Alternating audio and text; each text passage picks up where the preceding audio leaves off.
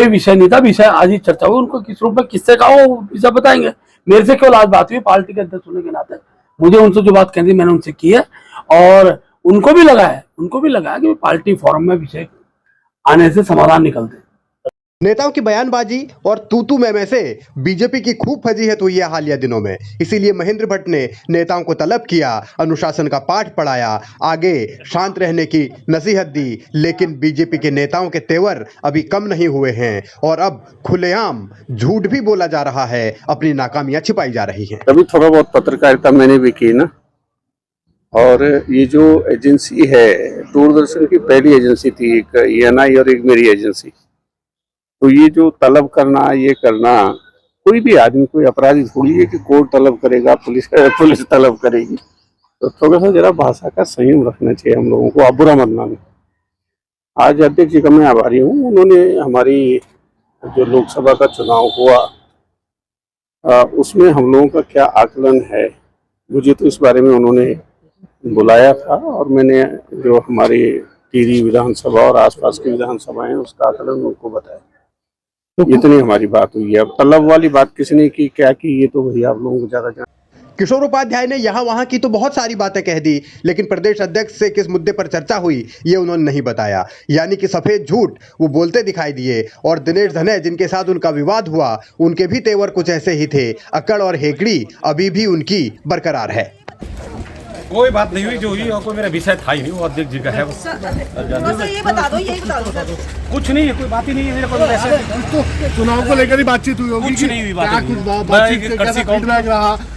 कोई अनुशासनहीनता नहीं, बस आपको लगता है आपने हमारे कई बयान देखे, कहीं पूछे किसी कोई पार्टी का पार्टी बुलाया था, बुला दिया तो कोई अपराध थोड़ी किया किसी ने, बुला दिया पार्टी अध्यक्ष जी हो, कुछ तो बोला होगा। अध्यक्ष जी है भाई, अध्यक्ष जी ये बुला सकते जब चाहे जिसको, मुखिया परिवार के। क्या था मतलब क्यों? अरे आ गया गुनाह है कोई नहीं, तब भी कुछ तो वजह रही होगी।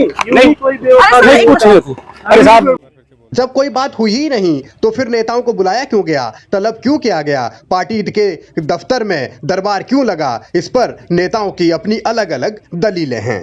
नहीं, वो संगठन से संबंधित बिंदु थे, वैसे कोई। आप इतना नाराज क्यों है कि आपने सोशल मीडिया पे और आपको फिर बुलाना पड़ गया पार्टी को? आप तो बड़े निष्ठावान पार्टी का कार्यकर्ता है, आप नहीं लिखते थे। नहीं, हम तो निष्ठावान है भी और रहेंगे भी। और बाकी ऐसा है, पार्टी के अंदर मनभेद भी होते हैं, ऐसा नहीं है, लेकिन ऐसी कोई बात नहीं है। रूटीन में जैसे अध्यक्ष जी हम बात करने जाते हैं वैसी बात है। बीजेपी के भीतर टिहरी ही नहीं, रानीखेत विधानसभा में भी विवाद चल रहा है। इसीलिए प्रमोद नैनवाल जो विधायक हैं वो सफाई देने पहुंचे, कैलाश पंत जिनके साथ विवाद चल रहा है वो भी सफाई देने पहुंचे।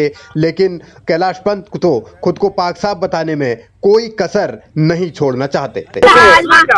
मुझे जो बात रखनी थी माननीय आपने प्रतिनिधि के सामने रख दी है।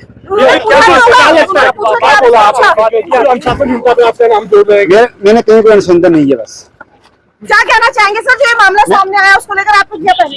इसमें मैंने जो कहना था पहले ही कह दिया है, अब कोई पता नहीं उसमें कहने के लिए।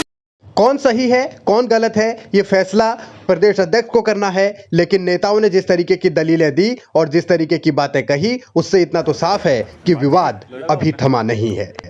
पिछले कुछ दिनों से समाचार पत्रों में और विभिन्न चैनलों में पार्टी के अंदर की कुछ गतिविधियों के बारे में चर्चाएं आ रही थी। आज मैंने उन सब लोगों को बुलाया है, अनुशासन के दायरे में रहने के लिए कहा है। कोई विषय होता, हमारा प्लेटफॉर्म होता पार्टी का, हर कार्यकर्ता अपनी बात वहां तक पहुंचानी है।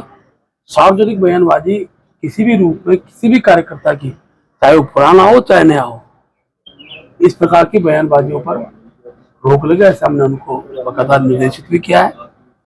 महेंद्र भट्ट ने यह तो साफ कर दिया कि पार्टी के भीतर विवाद था, पार्टी की किरकिरी भी उससे हुई। जिस तरीके से नेताओं ने बयानबाजी हालिया दिनों में की या चिट्ठियां या ऑडियो वायरल हुए, उससे इतना साफ हुआ कि बीजेपी के अंदर सब कुछ ठीक नहीं है। लेकिन जिस तरीके से नेता झूठ बोल रहे हैं और ये कह रहे हैं कि पार्टी अध्यक्ष ने तो उन्हें लोकसभा चुनाव को लेकर बुलाया था या फिर विवाद जैसी कोई चीज ही नहीं थी, तो इससे इतना साफ है कि आने वाले दिनों में पार्टी के भीतर का जो तूफान है वो और उठेगा, और वो तूफान आगे कितनों को डूबेगा, यही बड़ा सवाल है।